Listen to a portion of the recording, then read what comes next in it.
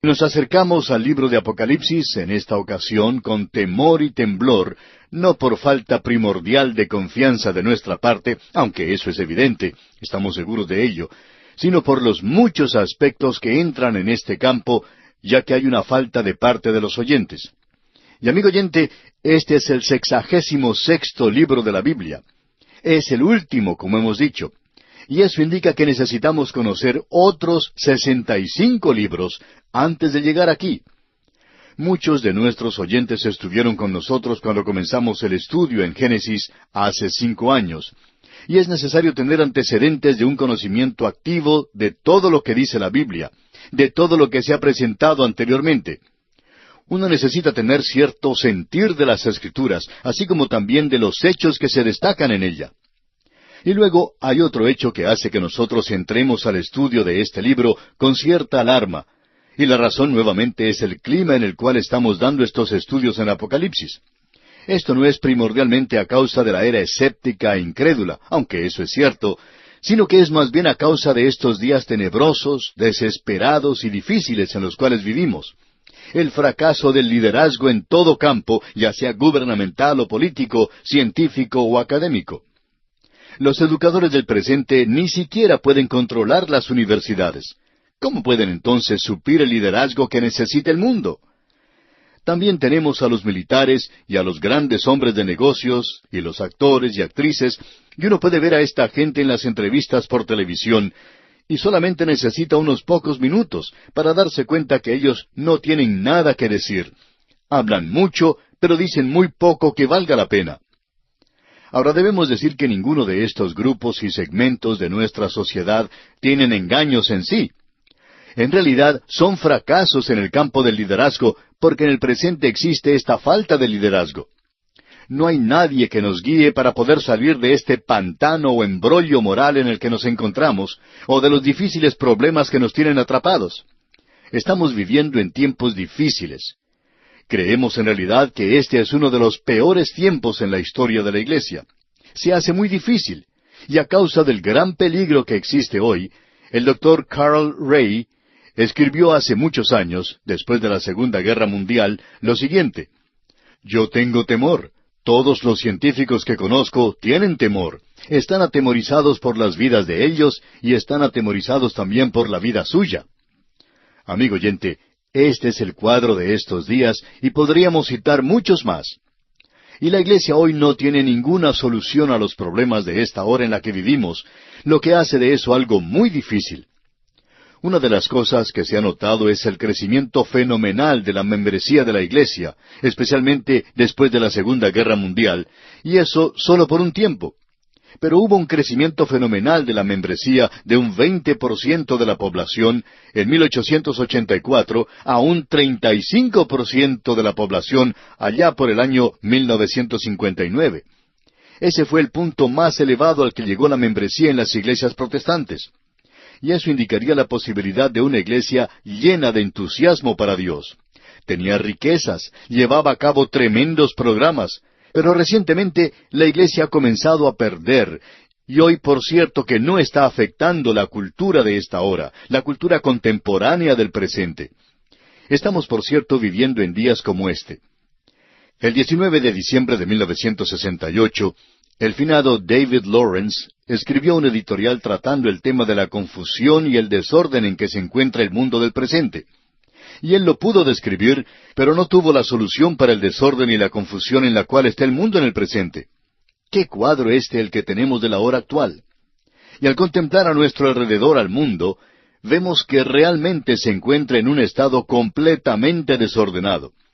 Podríamos citar de varias fuentes relacionadas con esto, probablemente lo haremos más adelante, pero creemos que esto es suficiente para destacar el hecho de que estamos viviendo en esta clase de día. Por tanto, ha habido un renovado interés en la profecía, y como resultado, muchos hombres que habiendo demostrado muy poco interés en la profecía anteriormente, de pronto han resultado expertos en este campo de la profecía. Pero aparentemente no la han estudiado mucho, porque como dijo Sir Robert Anderson, hay algunos que han salido con extravagantes manifestaciones proféticas entre nosotros. Esto ha llevado a interpretaciones de las Escrituras de lo más extrañas y de lo más absurdas que uno puede imaginar. Esta gente hace del libro de Apocalipsis algo místico, fanático y un libro difícil de comprender. Están comenzando a establecer hechos y fechas y traducen el Apocalipsis como algo que está sucediendo ahora o que ha sucedido recientemente. Y algunas de estas interpretaciones hasta nos hacen dar risa de veras. Podríamos decir mucho más, pero solamente queremos presentar una ilustración aquí para demostrar el extremo ridículo a que pueden llegar algunas personas. En el pasado hemos utilizado otras ilustraciones, pero aquí tenemos a un hombre que se supone es un maestro de la Biblia, y nosotros hace tiempo estuvimos estudiando el libro de Amós, usted recordará. Y este hombre, pues, nos escuchó. Allí mencionamos que el Señor Jesús era el león de la tribu de Judá, y que de Judá saldría el Señor Jesús, y que Él vino como el Cordero de Dios, pero que Él regresará otra vez como el león de la tribu de Judá. Este hombre, pues, nos escribió diciendo, de Judá saldrá el anticristo. Ustedes están equivocados otra vez. ¿Qué es lo que la Biblia dice? Dice que Él vendrá como un león rugiente. ¿Y de dónde vienen los leones? Bueno, los leones vienen del África, por lo tanto, Él vendrá del África. Amigo oyente, no creemos que alguien pueda apartarse mucho más de lo que ha hecho este hombre al interpretar la profecía así de esta manera.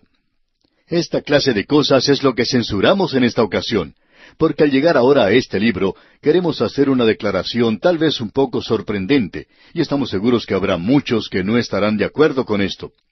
Vamos a tratar de responder a todas estas interpretaciones extravagantes al avanzar en nuestro estudio, y vamos a demostrar que el libro de Apocalipsis es uno de los libros más sensatos que existen en la Biblia. Permítanos hacer esta declaración un poco sorprendente. El libro de Apocalipsis no es un libro difícil. Los liberales han tratado de hacer de él esta clase de libro, diciendo que es un libro muy difícil. Es un libro simbólico, difícil y complicado de comprender, y por supuesto los premilenaristas del presente en general están tratando de demostrar que este es un libro extravagante y quizá absurdo. Pero en realidad, amigo oyente, no es un libro difícil.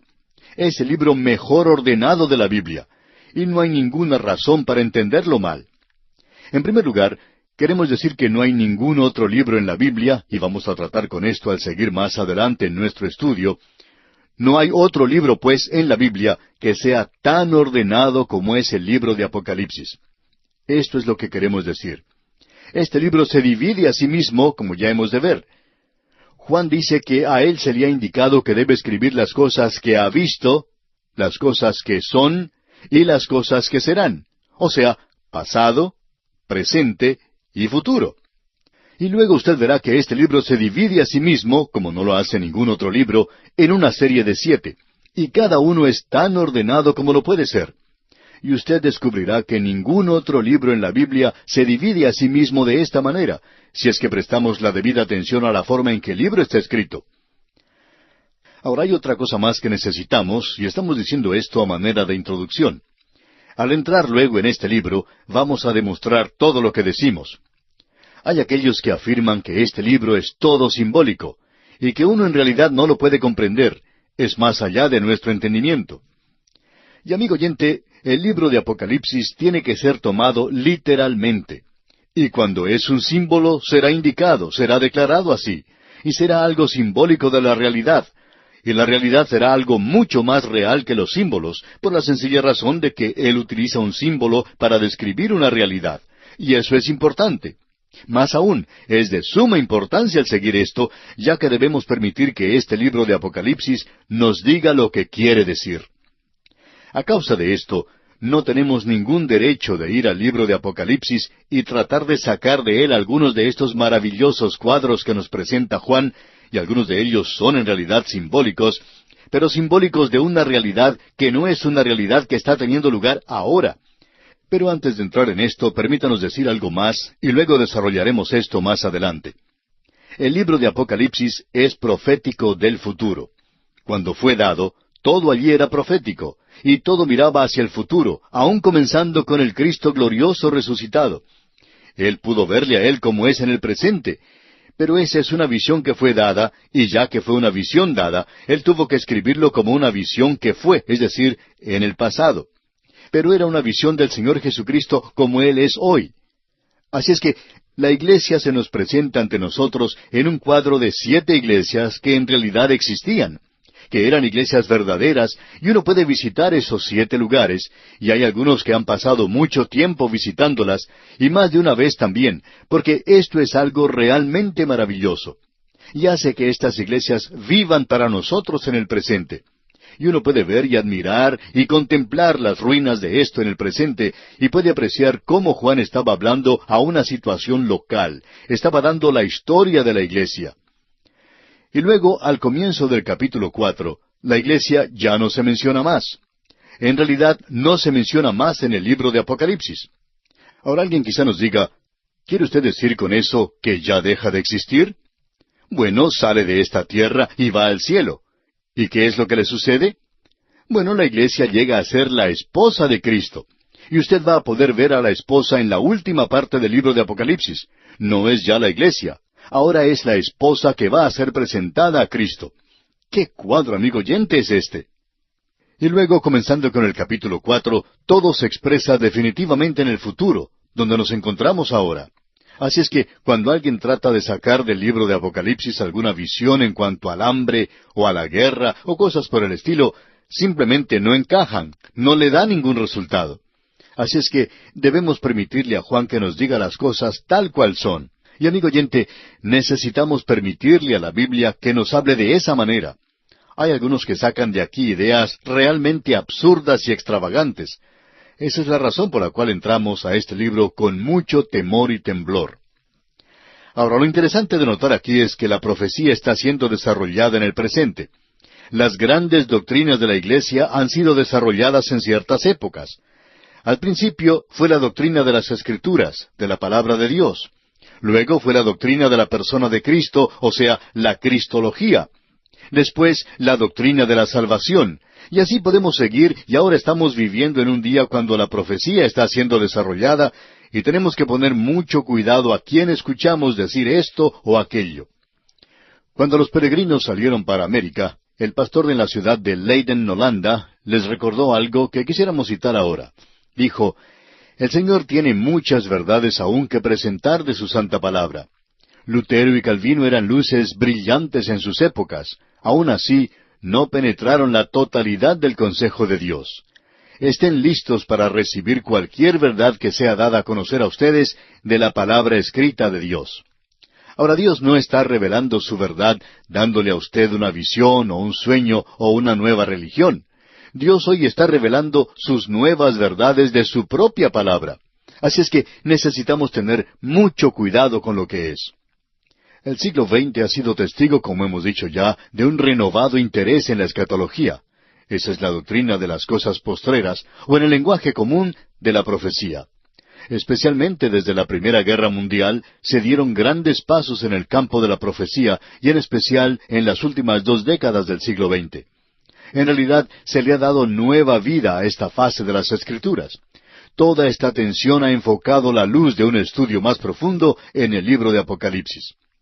Aún en esta serie en la cual pasaremos 3 meses, vamos a tratar de evitar los escollos de intentar presentar algo nuevo y novedoso, solo por tratar de ser diferentes.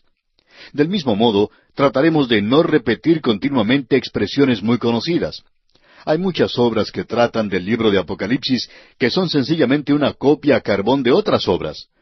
Pudiéramos tener más libros en nuestra biblioteca sobre el libro de Apocalipsis que sobre cualquier otro libro de la Biblia. Pero la mayoría de ellos no son otra cosa sino una copia de algo que ya se había escrito anteriormente. Por tanto, no era necesario escribirlos. Y hablando de esto, amigo oyente, recordamos que tenemos notas y bosquejos que le enviaremos a cualquier persona que nos escriba, y usted va a necesitar esto para seguir la marcha de este estudio. En nuestro próximo programa, Dios mediante, vamos a dedicar más tiempo a esta introducción y esperamos poner nuestro pie en el umbral de este libro antes de concluir este estudio. Presentaremos las diferentes teorías de interpretación del Apocalipsis. Existen en realidad 4 teorías diferentes de interpretación y vamos a considerarlas, Dios mediante, en la próxima oportunidad. Ahora, hay otro peligro que debemos tratar de evitar y es el peligro de pensar que el libro de Apocalipsis puede ser presentado en un gráfico. Queremos decir esto porque tenemos un gráfico, pero no lo vamos a usar en este estudio, y le diremos por qué.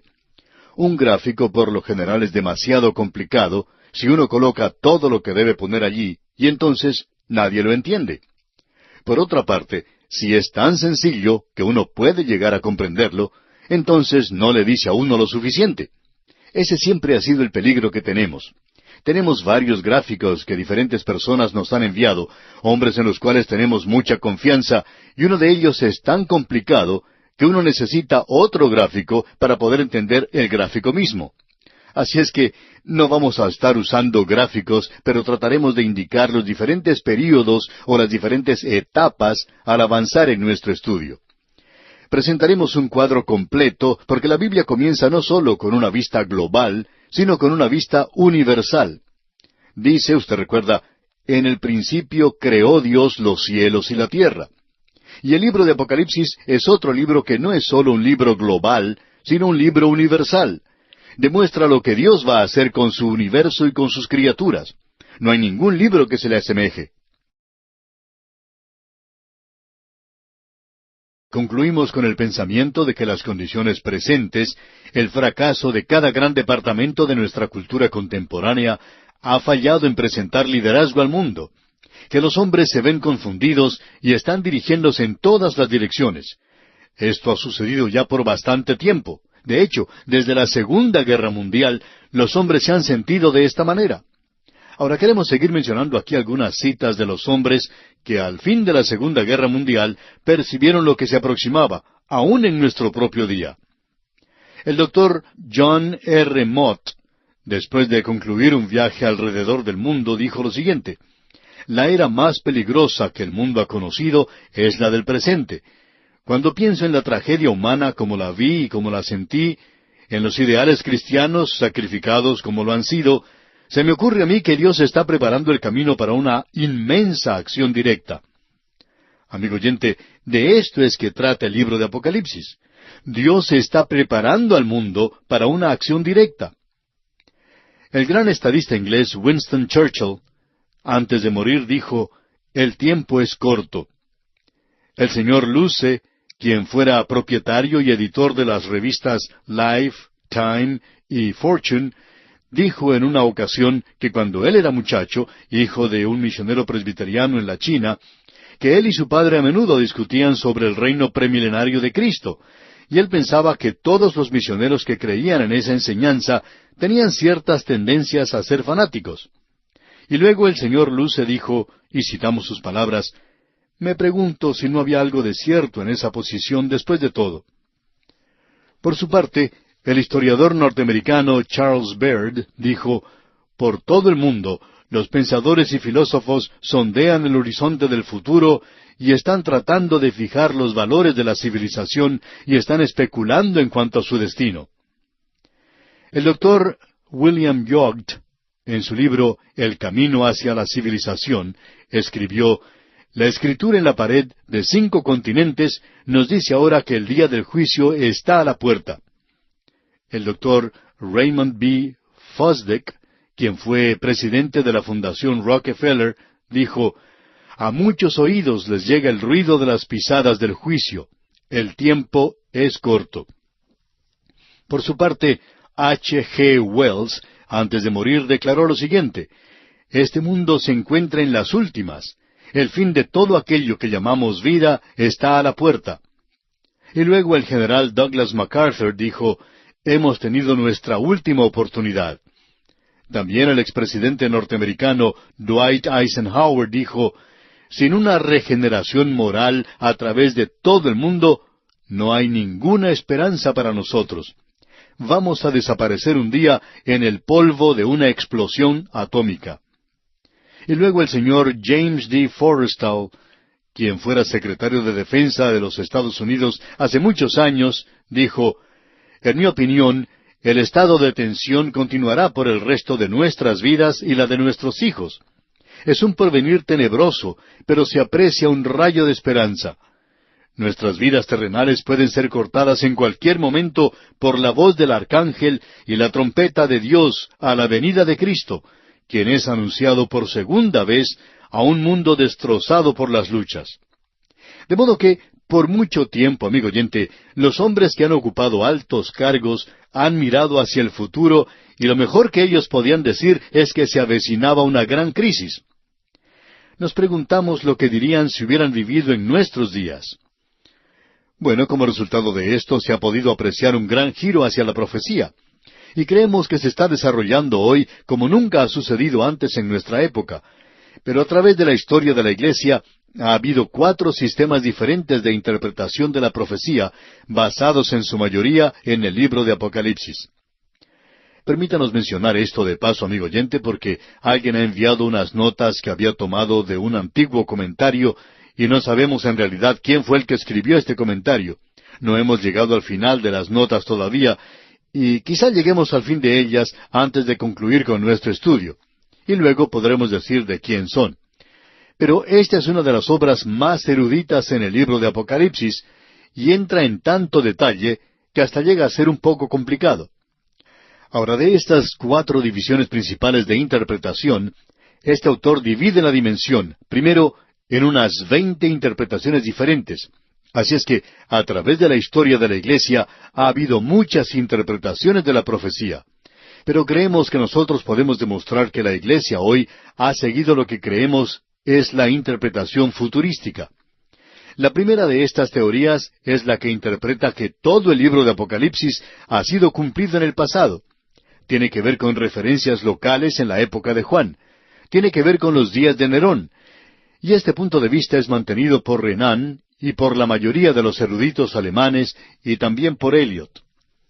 Debemos decir que es cierto que el libro de Apocalipsis tiene consuelo, y que algunas personas no piensan en esto cuando leen en las copas de la ira de Dios y de los 4 jinetes del Apocalipsis. Pero vamos a poder ver que el libro de Apocalipsis no es en cuanto a estas cosas. Tiene otro tema, y que en realidad es para el consuelo del pueblo de Dios, y lo ha sido por todas las edades. Pero la interpretación de esto, este tipo de interpretación, indica que uno bien puede sacarlo de la Biblia, ya que no tiene ningún significado para la hora presente. Y este punto de vista, opinamos nosotros, ha sido bien contestado y relegado al limbo de las cosas perdidas. Luego tenemos la interpretación histórica. Y el punto de vista de esta interpretación es que el cumplimiento del libro de Apocalipsis se desarrolla en la historia, y que uno lo puede ubicar en la historia. Bueno, creemos que hay un poco de verdad en esto, en las 7 iglesias, pero más allá de eso no creemos que haya nada, como veremos después. Luego, la tercera interpretación es conocida como la interpretación histórico-espiritual. Lo histórico, por supuesto, es que el cumplimiento de la revelación tiene lugar en la historia, y que el Apocalipsis es la historia profética de la Iglesia hasta el fin, de acuerdo a esta teoría. Pero la teoría histórico-espiritual es un refinamiento de la teoría que fue presentada por el Dr. William Ramsey, según creemos nosotros. Esta teoría declara que las 2 bestias son Roma imperial y provincial, y que el motivo del libro es el de animar a los creyentes. Según esa teoría, el Apocalipsis se ha cumplido en su mayor parte, y que allí hay ahora lecciones espirituales para la iglesia del presente. El sistema que conocemos en el presente como amilenarista o amilenarismo ha adoptado este punto de vista. Esto, por supuesto, que disipa y derrota el propósito del libro. Y en este sistema es sorprendente ver cómo las cosas pueden disiparse hasta el punto de desaparecer, diciendo sencillamente que son símbolos. Pero esta gente nunca es capaz de decirle a uno qué clase de símbolos son. Siempre existe un verdadero problema en hacer eso. La realidad es que a veces resultan interpretaciones un poco fuera de lo común y extrañas dentro de ese punto de vista. De vez en cuando vamos a mencionar algunas de las declaraciones ridículas que se hacen allí. Una de ellas se refiere a Martín Lutero, otra se refiere a la invención de la imprenta. Amigo oyente, esos puntos de vista están muy separados. Aún así, representan esa clase o tipo de interpretación, y es algo que opinamos ha dañado o perjudicado la interpretación de este libro más que cualquier otra cosa. Ahora alguien quizá nos pregunte, ¿y qué interpretación van a seguir ustedes? Bueno, la cuarta y última es la conocida como la futurista, y mantiene el punto de vista que el libro de Apocalipsis es primordialmente profético y aún futuro. especialmente a partir del capítulo 4 de Apocalipsis hasta el final del libro. Este es el punto de vista de todos los premilenaristas, y es el punto de vista que aceptamos nosotros, y es el punto de vista que le vamos a presentar a usted, amigo oyente. Ahora, permítanos mencionar aquí algunas de las características singulares en cuanto a este libro de Apocalipsis. En primer lugar, debemos destacar que este es el único libro profético en el Nuevo Testamento. Hay 17 libros proféticos en el Antiguo Testamento y solamente uno en el Nuevo. La segunda cosa que deseamos destacar es que el escritor, Juan, se extiende mucho más allá en la eternidad que cualquier otro escritor en la historia. Eso lo podemos ver en su Evangelio. Dice, en el principio era el Verbo, y el Verbo era con Dios, y el Verbo era Dios. Y luego seguimos hacia el tiempo de la creación.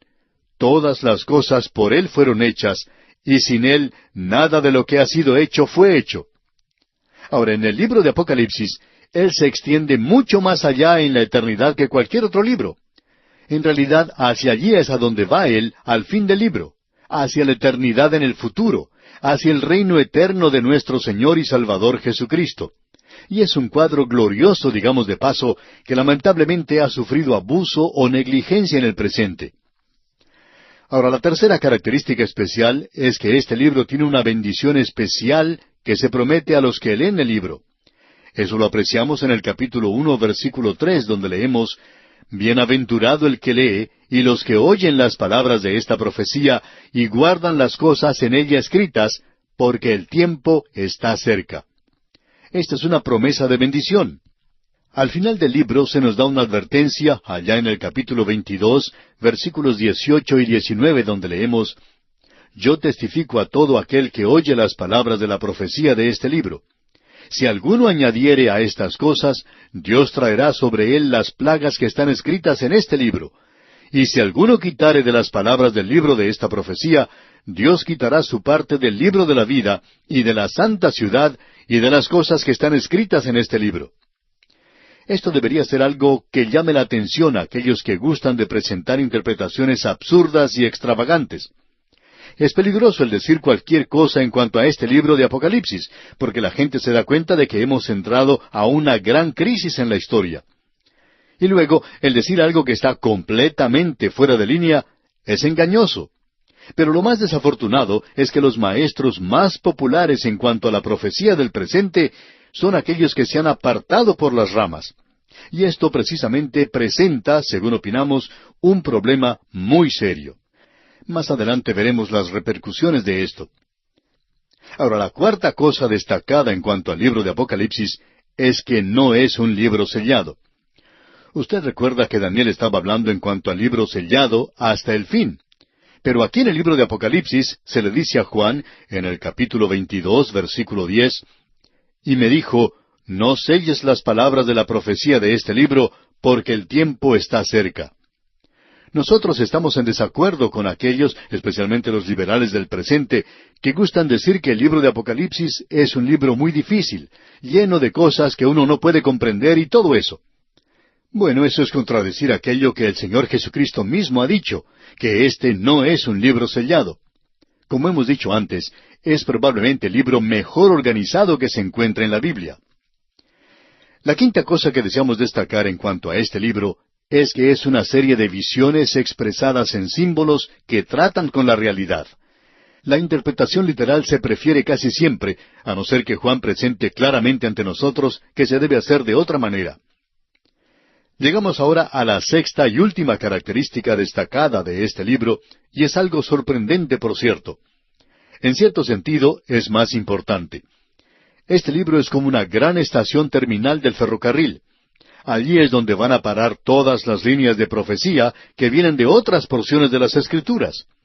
El Apocalipsis no origina y tampoco da principio a nada, sino que consume y concluye aquello que ha comenzado en otra parte.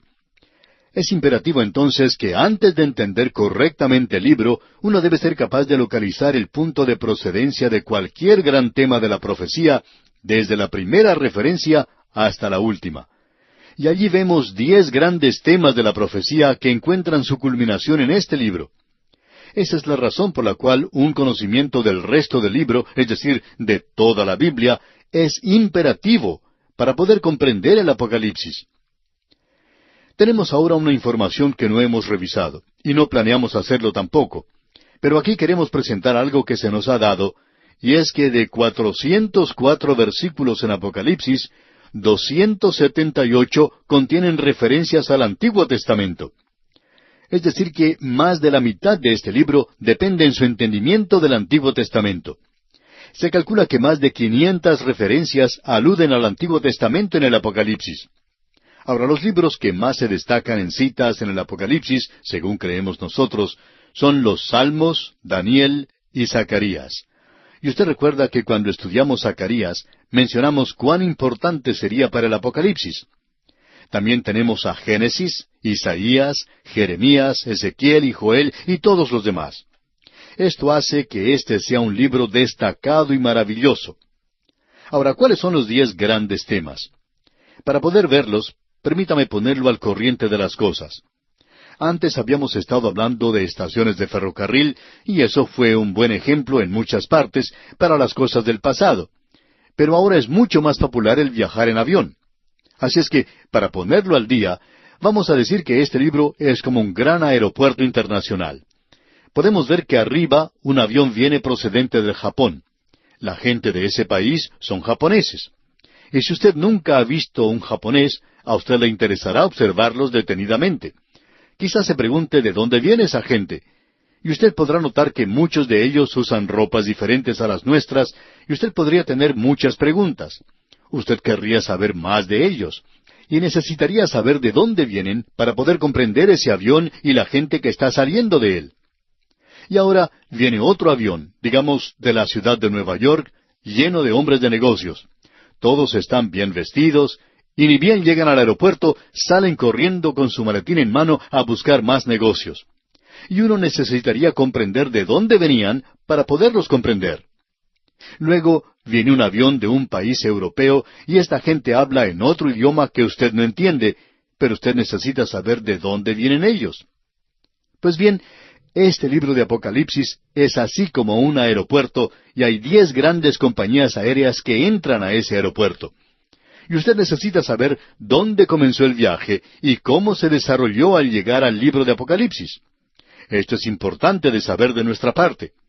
Ahora permítanos mencionar estas aerolíneas, por así decirlo, y luego vamos a analizarlas más detenidamente. En primer lugar, el Señor Jesucristo. No vamos a desarrollar esto hoy, pero Él es el tema del libro. No es la bestia, sino aquel que lleva el pecado. El Señor Jesucristo es el tema de este libro. No quite sus ojos de Él cuando se hable de las copas de la ira, porque usted perderá el significado del libro si hace eso. Comenzamos con Él en el capítulo 3, versículo 15 de Génesis. Allí vemos a la mujer. Y luego, en segundo lugar, tenemos a la iglesia, o sea, la segunda aerolínea es la iglesia. Y uno puede ver allí dónde comienza la iglesia, no en el Antiguo Testamento, porque el Señor Jesucristo mismo la menciona por primera vez allá en el Evangelio según San Mateo, capítulo 16, versículo 18, cuando Él dice, «Y yo también te digo, que tú eres Pedro, y sobre esta roca edificaré mi iglesia, y las puertas del Hades no prevalecerán contra ella». Luego tenemos la resurrección y la traslación de los santos, o sea, el traslado de los santos.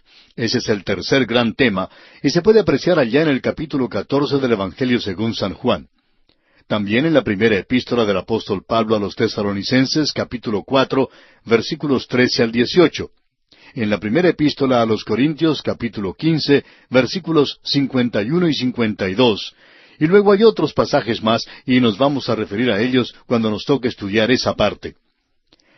El cuarto gran tema es la gran tribulación que comienza en el capítulo 4 de Deuteronomio, donde Dios dice eso cuando su pueblo estará en tribulación. Luego, en quinto lugar, Satanás y el mal. ¿Dónde comenzó él? Bueno, eso lo tenemos allá en el capítulo 28 de Ezequiel. También vamos a tratar con esto más adelante. Ahora, en sexto lugar, tenemos al hombre de pecado, y nuevamente vemos eso en el capítulo 28 de Ezequiel. Luego, la séptima cosa es el curso y el fin del cristianismo apóstata. Eso se nos presenta en el Evangelio según San Mateo, capítulo 13. Y Daniel tenía algo que decir en cuanto a esta condición mundial. Y luego vemos al símil aquí. La octava línea de profecía, esa compañía aérea, digamos, de profecía que entra a este aeropuerto, es el comienzo, el curso y el fin del tiempo de los gentiles.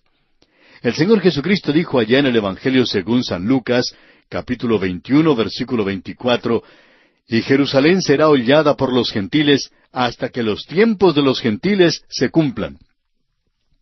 Y luego tenemos la novena gran profecía, la segunda venida de Cristo. Tenemos esto en gran lujo de detalles.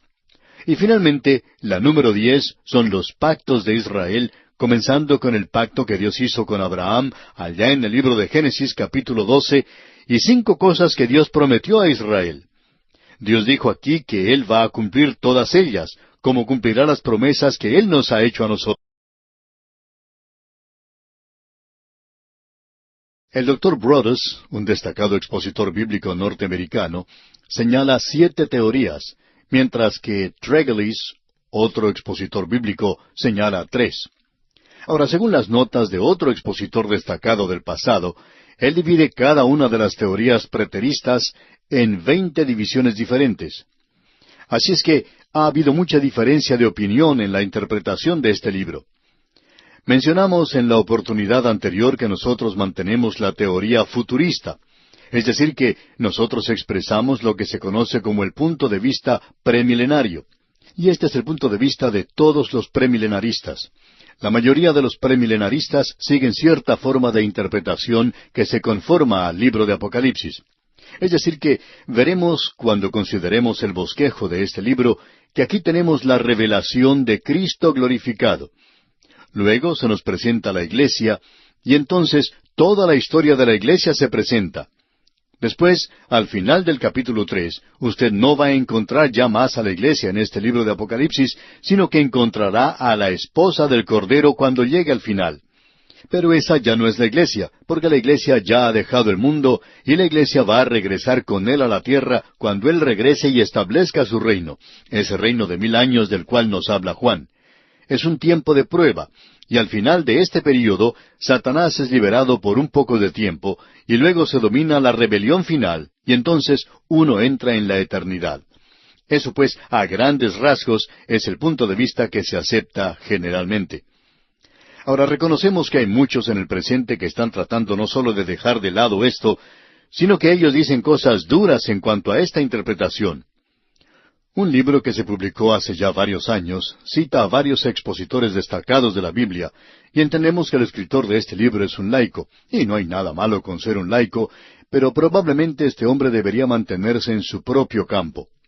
Pues bien, en cierta ocasión el autor de este libro llamó por teléfono al Dr. McGee, el autor de estos estudios bíblicos, y le hizo una pregunta. El Dr. McGee no se encontraba bien de salud en aquella ocasión y no quiso responder la pregunta de este hombre y no respondió. Sin embargo, este escritor indicó en su libro que el Dr. McGee no pudo contestar su pregunta, cuando lo cierto es que él no quiso dar respuesta a esa pregunta. No quería verse mezclado en un argumento con un hombre de quien se había convencido adoptaba una posición muy fanática. Ahora, si este escritor cita mal a otras personas de la misma forma en que citó mal al Dr. McGee, pues entonces no hay razón para tener confianza en su libro. Y el interrogante que ese libro presenta es que este punto de vista que tenemos en el presente es algo completamente nuevo. Y admitimos que se ha desarrollado, como la mayoría de las otras interpretaciones, en la segunda mitad del siglo XX. Ahora, por mucho tiempo existió y todavía quedan algunos residuos de lo que se conocía como el postmilenarismo. Ellos creen que el mundo mejorará, que la iglesia convertirá al mundo y que Cristo vendrá y reinará. Bueno, este es un punto de vista que ya ha pasado de moda en el presente. Hoy uno encuentra muy pocas personas que mantienen este punto de vista. 2 guerras mundiales, una depresión mundial y la incertidumbre y la crisis por las cuales está pasando el mundo, eso no ayuda mucho al postmilenarismo. Tenemos luego los llamados amilenaristas, y ellos no creen que existe un milenio. Es decir, que aquí es a donde se han escapado la mayoría de los postmilenaristas. Todavía quedan algunos por allí, pero la mayoría de los postmilenaristas han llegado a ser ahora amilenaristas. Ahora, en el día de hoy, aunque corremos el riesgo de ser un poco monótonos, quisiéramos regresar un poco y considerar los puntos de vista de hombres del pasado, aquellos que estaban esperando que Cristo viniera. Ellos no estaban esperando la gran tribulación, ni siquiera estaban esperando el milenio. Ellos estaban esperando que Él viniera, y ese es el corazón mismo del punto de vista premilenario, según lo mantenemos en el presente. Podemos considerar lo que dijo, por ejemplo, Bernabé, quien fue compañero del apóstol Pablo. A él se le ha citado diciendo que el verdadero sábado es esos 1000 años cuando Cristo venga a reinar. Clemente I, quien era obispo de Roma, en el año 96 después de Cristo, dijo: debemos esperar cada hora el reino de Dios. Nosotros no sabemos el día. Policarpo, en el año 108 después de Cristo, cuando era obispo de Esmirna, usted recuerda que él fue quemado en la hoguera, dijo: Él nos levantará de entre los muertos, reinaremos con Él. Ignacio, quien fue obispo de Antioquía, y según dice uno de los historiadores, fue el sucesor del apóstol Pedro, él dijo: considerad los tiempos y esperadle. Y Papios, en el año 116, siendo obispo de Hierápolis, de quien Ireneo dijo que había oído a Juan, él dijo: habrá 1000 años cuando el reino de Cristo será establecido personalmente en la tierra. Y Justino Mártir, en el año 150 después de Cristo, dijo: yo y todos los demás que eran creyentes ortodoxos en todos los puntos, sabemos que habrá 1000 años en Jerusalén, como Isaías y Ezequiel han declarado. Luego Ireneo dijo: esto puede ser sólo cumplido en el regreso personal a la tierra de nuestro Señor. Ese era el reino del cual el Señor dijo que Él bebería de nuevo del vino en el reino. Tertuliano, por su parte, en el año 200 dijo: nosotros confesamos verdaderamente que el reino ha sido prometido en la tierra.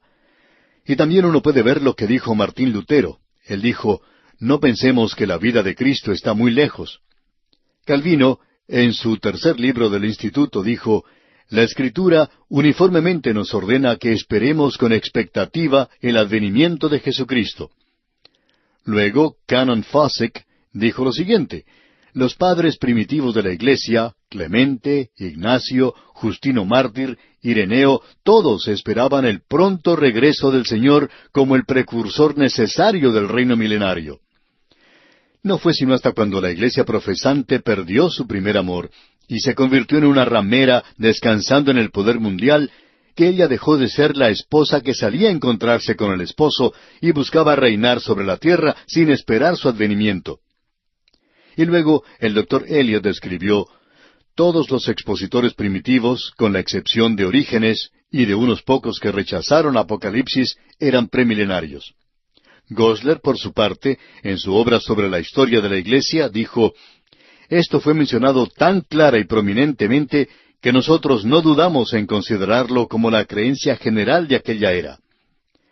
El Dr. Adolfo Harnack escribió: los padres primitivos, Ireneo, Hipólito y Tertuliano, lo creían porque era parte de la tradición de la Iglesia primitiva.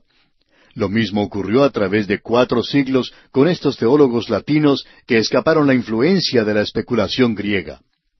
Y amigo oyente, cuando alguien dice que esto fue algo que se originó hace 100 años por una bruja de Inglaterra, en realidad no sabe de lo que está hablando. Después de todo, debemos preguntarnos: ¿qué es lo que dice la Biblia? Eso es lo importante.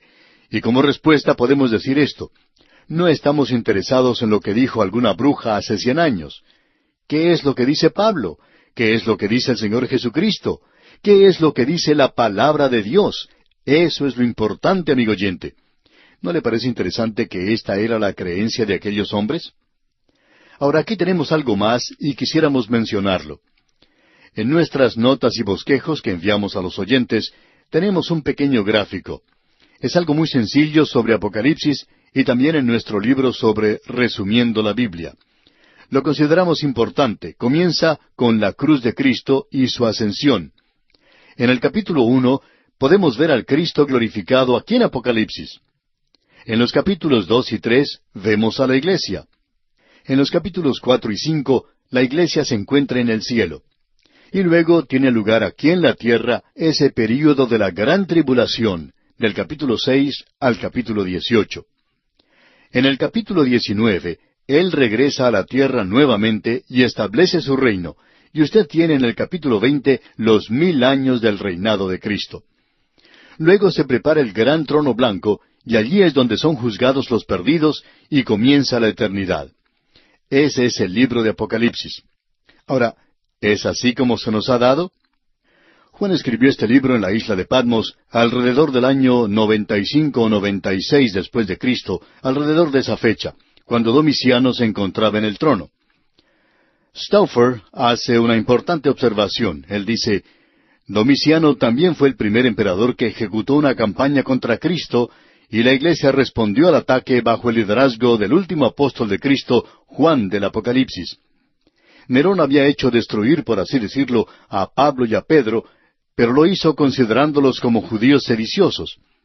Domiciano fue el primer emperador que llegó a comprender que detrás de este movimiento cristiano existía una figura enigmática que amenazaba la gloria del emperador. Él fue el primero en declarar la guerra contra esta figura y el primero también en perder la guerra del vislumbre de las cosas venideras. Eso es muy importante. Ahora, una cosa más que queremos mencionar antes de darle la división de este libro es presentarle el tema del libro. Queremos establecer esto porque es muy importante. Queremos enfatizarlo y reenfatizarlo. Y para hacer eso, permítanos leer el primer versículo del Apocalipsis, Apocalipsis capítulo 1, versículo 1. Dice, la revelación de Jesucristo que Dios le dio para manifestar a sus siervos las cosas que deben suceder pronto, y la declaró enviándola por medio de su ángel a su siervo Juan. Queremos mantener siempre delante de nosotros esto, de que este libro es la revelación de Jesucristo. En los Evangelios tenemos los días de su carne. No tenemos allí la revelación total de Jesucristo. Allí le podemos ver en humillación. Aquí le podemos apreciar en gloria. Le podemos ver a cargo de todo lo que tiene lugar. Él tiene un comando absoluto en este libro de Apocalipsis, y este es el descubrimiento de Jesucristo. El comentarista Snell lo dice así, en la revelación, el Cordero es el centro alrededor del cual se agrupa todo lo demás, la fundación sobre la cual se edifica todo aquello que perdura, el clavo que une a todo, el objeto al cual todo señala y el manantial del cual salen todas las bendiciones. El Cordero es la luz, la gloria, la vida, el Señor del cielo y la tierra, frente al cual toda profanación o mancilla debe desaparecer y en cuya presencia se conoce la totalidad del gozo. De aquí que no podamos avanzar mucho en el estudio de Apocalipsis sin ver al Cordero como las señales que marcan el camino para recordarnos que aquel que por sí mismo nos limpió de nuestros pecados, ahora ha sido exaltado, y ante Él debe inclinarse toda rodilla y confesar toda lengua. Hasta aquí la declaración del comentarista Snell. Amigo oyente, a esta gran declaración nosotros podemos decir, aleluya, aleluya, porque el Cordero va a reinar en esta tierra. Ese es el plan de Dios, ese es el propósito de Dios. Nosotros hemos dicho que el libro de Apocalipsis no es verdaderamente un libro difícil, que es un libro que es dividido a sí mismo de una manera muy fácil. Por cierto que lo hace. Si usted lee los versículos 18 y 19 de este primer capítulo, Juan lo dividirá para usted. Este es un libro en el cual uno no debe trabajar tratando de hacer alguna división. Juan lo hace todo por usted, y en el versículo 18 tenemos al Señor Jesucristo hablando como el Cristo glorificado, y dice, y el que vivo y estuve muerto, mas he aquí que vivo por los siglos de los siglos. Amén. Y tengo las llaves de la muerte y del Hades. 4 grandes declaraciones en cuanto a Él. Él dice, el que vivo. En otro lugar, estuve muerto. Y luego Él dice, he aquí que vivo por los siglos de los siglos. Y luego Él dice, y tengo las llaves de la muerte y del Hades, es decir, de la tumba. Luego a Juan se le dice que escriba, y éste va a hacer su bosquejo. Él presenta esto en el versículo 19 de este capítulo 1 de Apocalipsis, donde dice, escribe las cosas que has visto, y las que son, y las que han de ser después de estas. Amigo oyente, Esto es realmente maravilloso, una división grandiosa la que se nos presenta aquí. En realidad no hay nada que se le pueda comparar. Primero él dice, yo soy el que vive. Y luego dice, las cosas que has visto. Es decir, al Hijo del Hombre en el cielo, Cristo en la gloria. Ese es el capítulo 1 de Apocalipsis. Él dice, el que vivo y estuve muerto, mas he aquí que vivo por los siglos de los siglos. Él le dice a Juan que escriba las cosas que son. Usted va a poder apreciar, amigo oyente, que el Cristo viviente está muy ocupado hoy. ¿Sabía usted que Él es la cabeza de la iglesia en el presente? ¿Sabe usted la razón por la cual la iglesia se encuentra en tal desorden? La iglesia es como un cuerpo que ha sido decapitado. Ya no está en contacto con la cabeza de la iglesia. Y tenemos el bosquejo que se nos presenta de las 7 iglesias en los capítulos 2 y 3 de este libro de Apocalipsis. Esas son las cosas del presente. Las cosas que son pasadas es esa visión del Cristo glorificado. Ahora, comenzando con el capítulo 4 hasta el capítulo 22, tenemos el futuro. Él dice que Juan debe escribir de las cosas que han de ser después de estas. Y esto es muy importante. Ahora, la expresión después de estas viene del griego metatauta. ¿Y a qué cosa se refiere? Bueno, a las cosas después de las cosas de la iglesia. Así es que, comenzando con el capítulo 4, uno trata con las cosas que van a tener lugar después que la iglesia salga de la tierra. Y el gran engaño de la hora presente es el buscar o tratar de sacar del libro de Apocalipsis, del capítulo 4, tratar de sacar estas cosas para el presente. Es por eso que tenemos todas esas interpretaciones extravagantes hoy. ¿Por qué no seguimos simplemente lo que Juan nos está diciendo? Él dice, aquí tienen mi bosquejo, síganlo. Escribe las cosas que has visto, y las que son, y las que han de ser después de estas. Metatauta, después de estas. Juan va a informarnos cuando él llegue a metatauta. Eso comenzará con el capítulo 4, las cosas que han de ser después de estas. Así es que no hay cómo perder esto de vista, a no ser que usted tenga algún sistema de interpretación que no encaje dentro del libro de Apocalipsis. Entonces, si no sucede así, entonces usted va a tener sus problemas. Debemos mantener en mente que el Señor Jesucristo está detrás de todo lo que tiene lugar en este libro. Él está a cargo completamente de todo. Él es el Cristo glorificado. Ah, amigo oyente, que usted y yo pudiéramos verle a Él hoy. Hemos tratado de presentar ciertas divisiones de este libro en formas o maneras diferentes. Lo hemos dividido en la misma división que Juan nos da. O sea, en el capítulo 1 tenemos la persona de Jesucristo, Cristo en la gloria. Luego, en los capítulos 2 y 3, tenemos la posesión de Jesucristo, es decir, su iglesia. Es suya, su iglesia, de que Él amó a la iglesia, Él se entregó por ella para que fuera suya. Y esto lo tenemos en los capítulos 2 y 3. La iglesia, su iglesia. Luego tenemos el programa de Jesucristo como es visto en el cielo, en los capítulos 4 al 22, donde está la consumación de todas las cosas sobre esta tierra. Esto es lo que hace de este libro de Apocalipsis un libro tan glorioso, maravilloso.